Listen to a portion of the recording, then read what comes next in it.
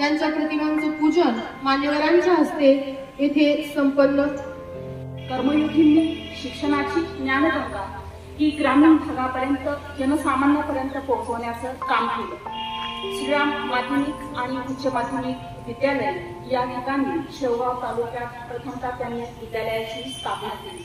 आता या पाठीमागचा उद्देश एकच होता की कितीही प्रतिकूल परिस्थिती असली तरी त्या प्रतिकूल परिस्थितीवर मात करून विद्यार्थी घडला पाहिजे, शिकला पाहिजे, नव्हे ग्रामीण भागातील सुद्धा विद्यार्थी उच्च पातळीपर्यंत गेला पाहिजे।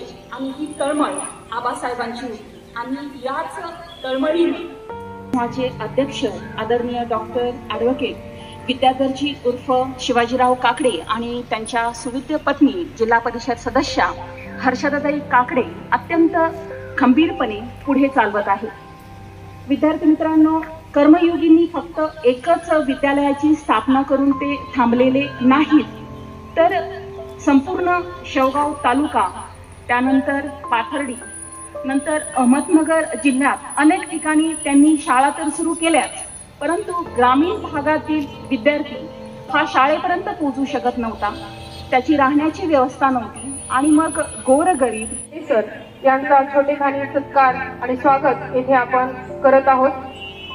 माननीय गावटे सर यांचा सत्कार श्री पोटभरे सर यांच्या हस्ते व्हावा अशी मी सरांना विनंती करते। प्राध्यापक सखाराम गावटे सर म्हणजे या शैक्षणिक समूहाचे माजी प्राध्यापक। गुरु म्हणजे आहे काशी, साती तीर्थ तयापाशी, अशी मुक्ती सार्थ ठरवणारे प्राध्यापक।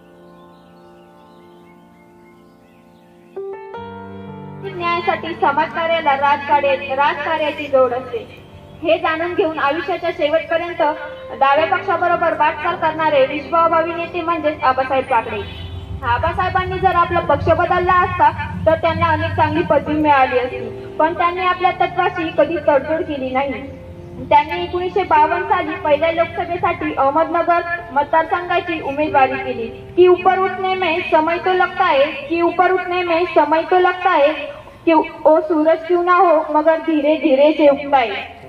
1952 ते 1962 या काळात जिल्हा लोकल बोर्डाचे बोदेगाव या गावात ते सदस्य म्हणून कार्यरत होते। त्यांनी डाव्या पक्षाकडून वाटचाल केली व अल्पशा मताने पराभूत झाले। केवळ वकिली व्यवसाय करते ते आबासाहेब कसले, महात्मा गांधी, विनोबा भावे, संत गाडगे महाराज, महात्मा फुले, कर्मवीर भाऊराव पाटील यांच्या विचारांचा व कार्यांचा त्यांच्या मनावर विलक्षण प्रभाव होता। यातूनच शेवगाव पाथर्डी तालुक्याचे मागासलेपण, शिक्षणाची अव्यवस्था,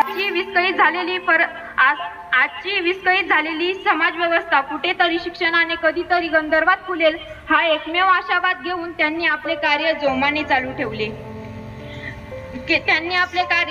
चालू ठेवले। आबासाहेब म्हणायचे, कष्टकरी ही माझी जात आहे, शेतकरी, शेतमजूर, श्रमदेवी हा माझा समाज आहे, यासाठी मला काहीतरी केलेच पाहिजे, काहीतरी करणे। माझे प्रमुख पाहुणे यांचे मी स्वागत करीत आहे। 15 ऑगस्ट 1947 साली देशाला स्वातंत्र्य मिळाले तरीही शेतकऱ्यांच्या समस्या मात्र त्याच स्थितीत नव्हत्या, त्याच स्थितीत होत्या।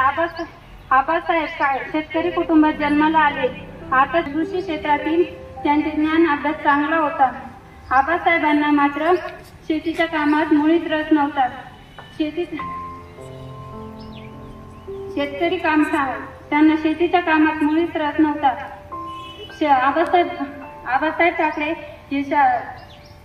आबासाहेब काकडे हे शेतीच्या कामात जायचे, पण शेतावर गेल्यावर काहीच काम करायचे नाही।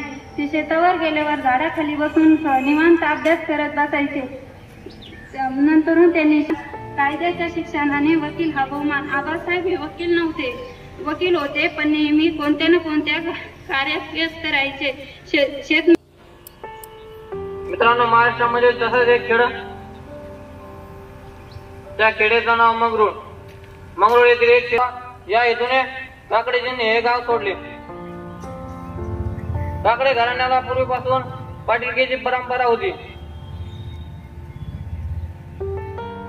सोडून वंदन करते त्यांच्या त्या स्मृतीला, त्यांच्या त्या महान कीर्तीला। नमस्कार सन्माननीय व्यासपीठ महोदय, गुरुजन वर्ग आणि समोर बसलेल्या विद्यार्थी मित्रांनो, माझे नाव पवार काजल नागराव। 12वी विज्ञान शाखेची विद्यार्थिनी मंगरुळ या गावी झाला. त्यांचे पूर्ण नाव जगन्नाथ कान्होजी काकडे. त्यांच्या वडिलांचे नाव कान्होजी काकडे व आईचे नाव मॅट्रिक नंतर आता नोकरी करून पुण्याच्या परदेशात कॉलेजमध्ये ऍडमिशन घेऊन शेवगाव या ठिकाणी आपला वकिली करायला सुरुवात केली. मित्रांनो, आबासाहेबांची वकिली पैशासाठी नव्हे, एके दिवशी काळाने घात केला. एके दिवशी काळाने घात केला. उगवलेला लाल सूर्य पुन्हा असलेला निघून गेला. उगवलेला लाल सूर्य पुन्हा असलेला निघून गेला. म्हणजे दिनांक 9 ऑक्टोबर 1978 रोजी आबासाहेबांचे हृदयविकाराने निधन झाले आणि जनतेचा वैरी निघून गेला. शेवटी जाता जाता एवढेच म्हणेल, शेवटी जाता जाता एवढेच म्हणेल, उडत्या पाखरांना परतीची कमान असावी. उडत्या पाखरांना परतीची कमान असावी. मनात नेहमी एक नवी दिशा असावी. अरे घरट्याचं काय ते केव्हाही बांधता येईल, पण स्थितीच्या पलीकडे झेप घेण्याची मनात जिद्द असावी. पण स्थितीच्या पलीकडे झेप घेण्याची मनात जिद्द असावी. धन्यवाद.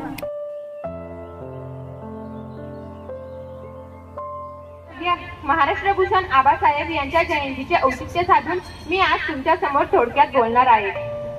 नमन, प्रथमतः नमन त्या महापुरुषाला, नमन ज्ञानदेवतेला, नमन त्यांच्या पराक्रमाला, नमन छत्रपती शिवरायांना, नमन अशा या आपल्या आबासाहेबांना.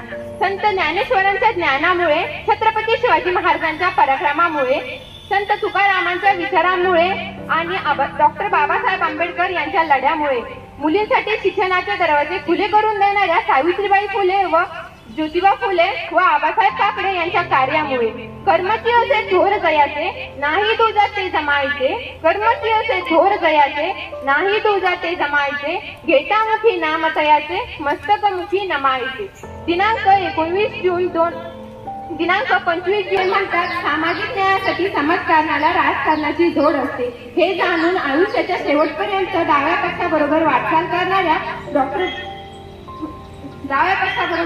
करणारे विश्व अभावी नेते म्हणजे आबासाहेब काकडे. आबासाहेब काकडे यांचे मूळ गाव मंगरूळ हे होते. हे एक दुष्काळी गाव होते.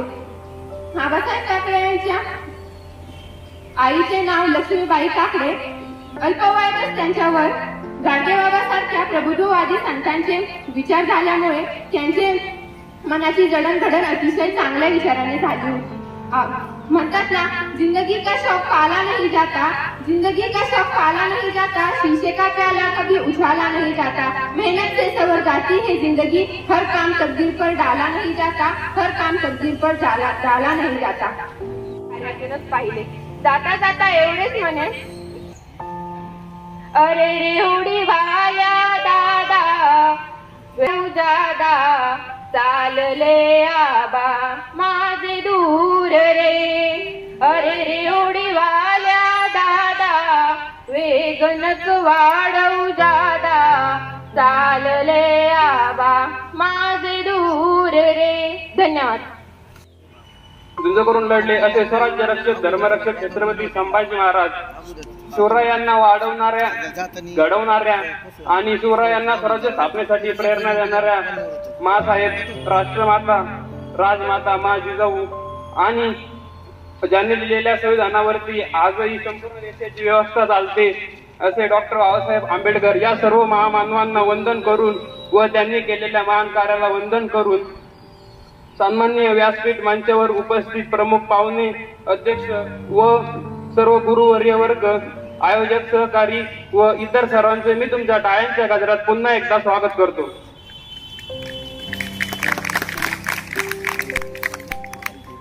कर्मयोगी आबासाहेब काकडे यांच्याबद्दल असलेले मनोगत मी तुमसमोर आज थोडक्यात व्यक्त करणार आहे. आबासाहेब काकडे यांचा जन्म 25 जून 1919 रोजी कान्होजी पाटील व लक्ष्मीबाई यांच्या पोटी झाला. आबासाहेबांचे नाव आबासाहेबांना खूप शिकवण्याचा निर्णय कान्होजी पाटलांनी घेतला. आबासाहेबांना मिळालेले कौशिक कौटुंबिक वातावरण, मिळालेली शिकण्याची संधी व समाजसेवेची वृत्ती, समाजभान व व्यसनापासून दूर राहण्याचा दृढ निश्चय त्यांनी घेतला. माणसाची असलेली पारख यामुळे आबासाहेबांचे व्यक्तिमत्व अधिक खुलत गेले. आबासाहेबांना माणसाची पारख उत्तम होती व त्यांना त्यांच्या कार्यासाठी अनेक कार्यकर्त्यांची गरज होती. त्यांनी त्यासाठी अनेक माणसे जोडली. आबासाहेबांनी पुढे चालून शेतकऱ्यांसाठी काम करायचे ठरवले. शेतकऱ्यांना न्याय मिळावा, त्यांचा विकास व्हावा व त्यांच्या शेतीमालाला योग्य भाव मिळावा यासाठी आबासाहेबांनी एका शेतकरी चळवळीत स्वतःला झोकून दिली. निमित्त आपल्या समोर मनोगत व्यक्त करीत आहे. कुलवाडी भूषण छत्रपती शिवाजी महाराज, स्वराज्य रक्षक छत्रपती संभाजी महाराज, राष्ट्रपिता महात्मा ज्योतिबा फुले व ज्या ज्या महामानवांनी तुमच्या आमच्या प्रगतीसाठी, तुमच्या आमच्या हितासाठी अहोरात्र काम केले त्या तमाम महामानवांना, त्यांच्या विचारांना आणि त्यांच्या कार्याला मी अभिवादन करते. अन्यायाविरुद्ध जहाल आणि मानवतेसाठी मवाल ही जीवनशैली स्वीकारली. कोंडीग्रस्त समाजाच्या हितासाठी व कोंडीग्रस्त समाजासाठी आयुष्यभर झटलेले कॉम्रेड जगन्नाथ उर्फ आबासाहेब काकडे. मित्रांनो, त्यामुळे आपण इथे शिक्षण घेत आहोत असे थोर शिक्षण महर्षी